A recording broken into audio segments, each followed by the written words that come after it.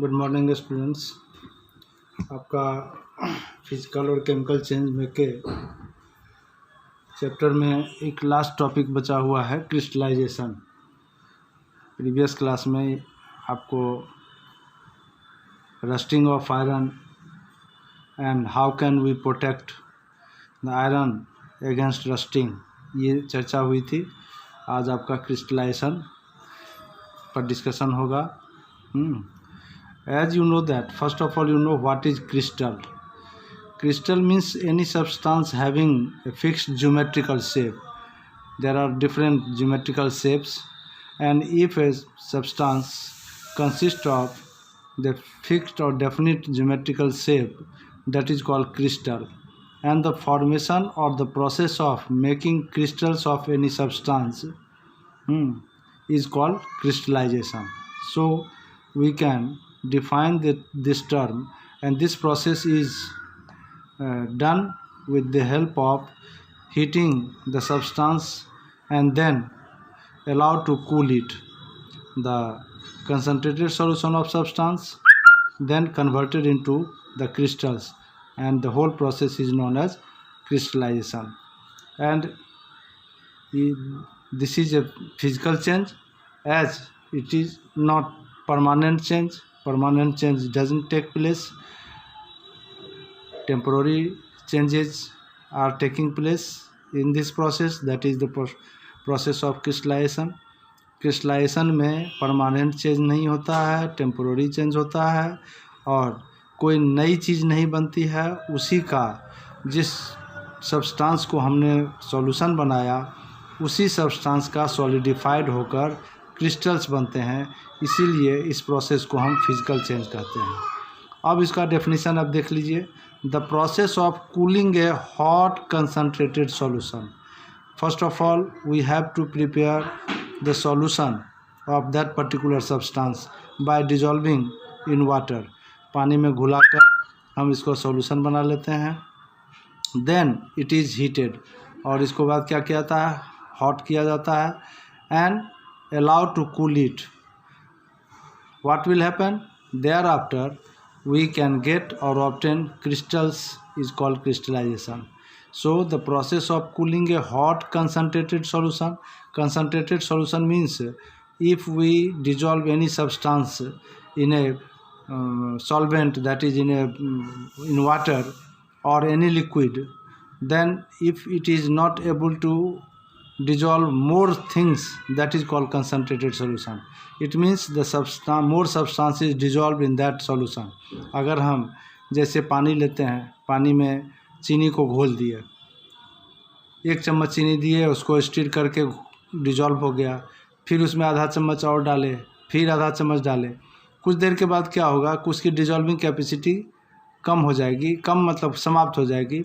They are not able to dissolve more sugar, तो that is concentrated sugar solution कहलाएगा। उसी तरह जिसके भी हमको जिस सब्सटेंस का क्रिस्टल बनाना है, उसका कंसनट्रेटेड सॉल्यूशन लेते हैं और उसको गर्म करके ठंडा किया जाता है, तो क्रिस्टल फॉर्मेशन हो जाता है।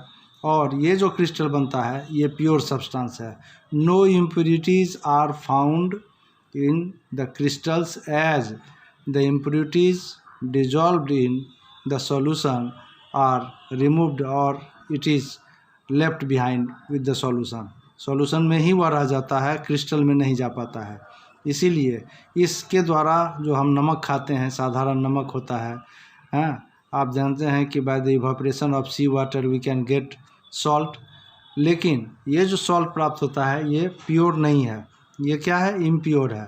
यानी सम इम्प्योरिटीज़ आर देयर, इम्प्योरिटीज़ है उसमें, तो उसको डिजॉल्व प्यूरिफिकेशन के लिए भी क्रिस्टलाइजेशन का प्रोसेस यूज किया जाता है। Solid impurities do not crystallize, इसलिए क्रिस्टल फॉर्मेशन में सॉलिड इम्प्योरिटीज़ जो अलग से अशुद्धि है, वह क्रिस्टल फॉर्मेशन में नहीं जाता है, and hence remain behind in the solution, और वह क्या होता है, सॉल्यूशन में रह जाता है। Impure common salts obtained from sea water through evaporation is also purified by the process of crystallization. यानी जो कॉमन साल्ट इवेपोरेट करके बनाया जाता है वो इम्प्योर रहता है, उसको प्यूरिफिकेशन के लिए इस प्रोसेस का क्रिस्टलाइजेशन का यूज़ किया जाता है। अब एक एक्टिविटी है आपको जो आपके टेक्स्ट बुक में दिया हुआ है, इसको अभी देखना है। To obtain pure copper sulphate crystals from copper sulphate powder. Copper sulphate क्या है? एक कॉपर सल्फेट एक टाइप ऑफ सॉल्ट है। इसके बहुत सारे प्रयोग आपने देखा, बहुत सारी एक्टिविटी पीछे भी किया है कि कॉपर सल्फेट सॉल्यूशन में आपने आयरन पाउडर डाला या आयरन नेल डाला तो वो डिस्प्लेस करके कॉपर को अलग कर दिया और आयरन सल्फेट बन गया। इसका कलर क्या होता है? ब्लू होता है। और ये चेंज हो गया कलर उस समय जब आयरन सल्फेट बना, फेरस सल्फेट बना। तो कॉपर सल्फेट एक सॉल्ट है। इस पाउडर को इसको पानी में पहले डिजॉल्व किया जाता है और इसके क्रिस्टल फॉर्मेशन का प्रोसेस आपको पढ़ना है। तो इसके लिए आप सबसे पहले क्या क्या मटेरियल यूज़ के लिए लेना है, मटेरियल्स रिक्वायर्ड। तो क्या होगा? Materials required. इसमें आपका हो जाएगा बीकर, फिर हो जाएगा